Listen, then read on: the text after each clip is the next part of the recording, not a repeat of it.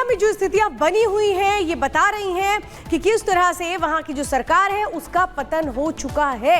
वहां पर जो राष्ट्रपति है असद, उनको छोड़ना पड़ा सीरिया को, और ये तस्वीरें हम लगातार दिखा रहे हैं। दमिश्क की तरफ जाते हुए वो लोग हैं सड़कों पे जो कोशिश कर रहे हैं कि कैसे सीरिया से निकल जाए। सीरिया की राजधानी दमिश्क की तरफ जो सड़क जा रही है वहां पर देखिए किस तरह से लंबा जाम लगा हुआ है। लोगों को बस अब इंतजार है कि कैसे सीरिया से वो बाहर आ जाए। और ये आप देख रहे हैं सीरियाई आर्मी की ये तस्वीर है जहां उन्होंने अपनी वर्दी उतार करके सिविलियंस के कपड़े पहन लिए हैं। और ये दो तस्वीरें बता रही हैं कि सीरिया में अब हालात क्या हैं। वो आर्मी जो वहां पर विद्रोहियों का सामना कर रही थी उसने विद्रोहियों के आगे सरेंडर कर दिया है और अपनी यूनिफॉर्म उतार के वहां के जो सिविलियंस हैं उनके कपड़े पहन लिए ताकि वो अपनी जान बचा पाए। ये स्थितियां हैं सीरिया की। सीरिया की दो तस्वीरें आपको बता रही हैं कि कैसे वहां पर जो लोग हैं वो सीरिया छोड़ने के लिए बेताब हैं, क्योंकि उनको पता है कि विद्रोहियों ने जिस तरह से कब्जा कर लिया है उसके बाद स्थितियां क्या होने वाली हैं। और ऐसे में जल्द से जल्द यही कोशिशें हो रही हैं कि कैसे सीरिया से बाहर आ जाया जाए।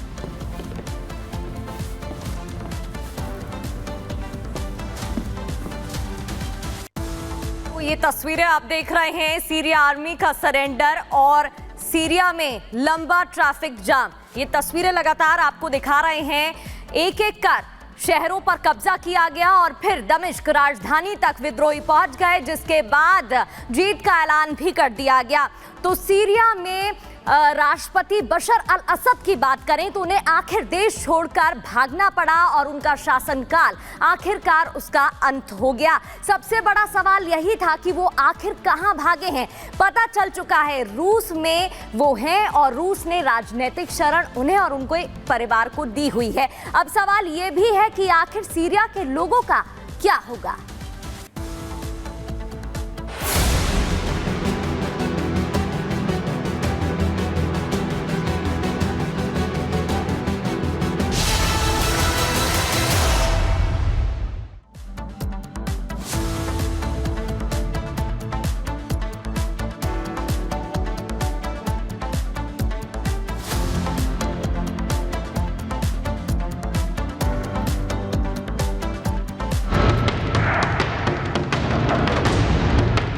नापाक साजिश डिकोड, बारूदी साजिश डिफ्यूज, आईएसआई के प्लान का भंडाफोड़। पाकिस्तान की खुफिया एजेंसी आईएसआई के एक और नापाक साजिश का खुलासा हुआ है। सुरक्षा एजेंसियों ने दावा किया है कि भारत में घुसपैठ की तमाम कोशिशों में लगातार नाकाम होने के चलते अब पाकिस्तान की खुफिया एजेंसी नशे के आदी और मानसिक रूप से कमजोर लोगों को भारत में घुसपैठ करा रही है और वो उनके जरिए भारतीय जेलों में बंद कट्टर आतंकियों तक नापाक संदेश भेज रही है। नहीं सुधर रहा आतंकिस्तान।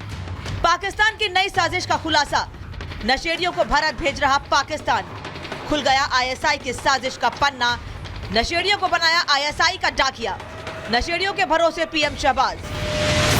दरअसल अभी कुछ दिनों पहले ही सुरक्षा अधिकारियों ने जांच के दौरान पाया कि हाल के दिनों में भारतीय सीमा के पास कई ऐसे नशेड़ियों और पागलों जैसे बर्ताव करने वाले लोग पाए गए हैं, जिन्हें गिरफ्तार करके जम्मू, पंजाब और राजस्थान की जेलों में भेजा गया है। जिसके बाद अब सुरक्षा एजेंसियों ने शक के आधार पर गिरफ्तार कर जेल भेजे गए लोगों से पूछताछ की तो ये सामने आया कि गिरफ्तार किए गए नशेड़ी दरअसल पाकिस्तान की खुफिया एजेंसी आईएसआई के मैसेंजर हैं, जिन्हें पाकिस्तानी खुफिया एजेंसी के अधिकारियों ने जेल में बंद आतंकियों तक अहम संदेश पहुंचाने के लिए घुसपैठ कराया था।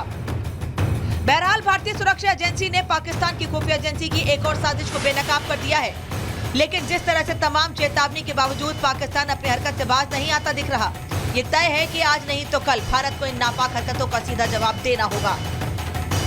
Bureau report, Republic Bharat.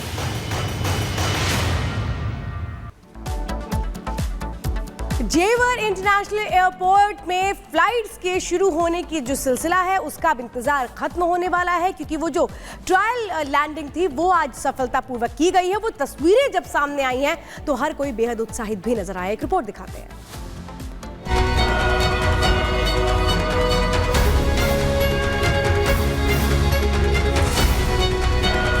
Uttar Pradesh के जेवर इंटरनेशनल एयरपोर्ट पर आज पहली बार फ्लाइट की लैंडिंग हुई। जेवर एयरपोर्ट पर फ्लाइट का लैंड होना उन लोगों के लिए खुशखबरी है जिन्हें हवाई यात्रा करने के लिए दिल्ली एयरपोर्ट जाना पड़ता था।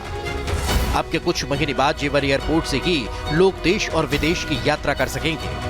एयरपोर्ट पर सुरक्षा से जुड़े सभी ट्रायल पूरे हो चुके हैं।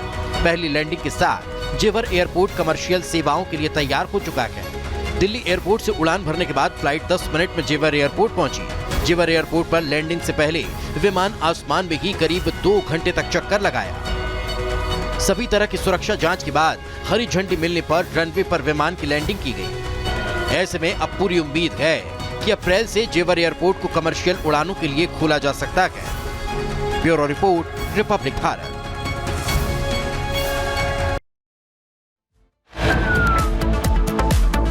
और आगे आपको दिखाएंगे वॉर ऑफ दमिश्क, महायुद्ध का रिस्क।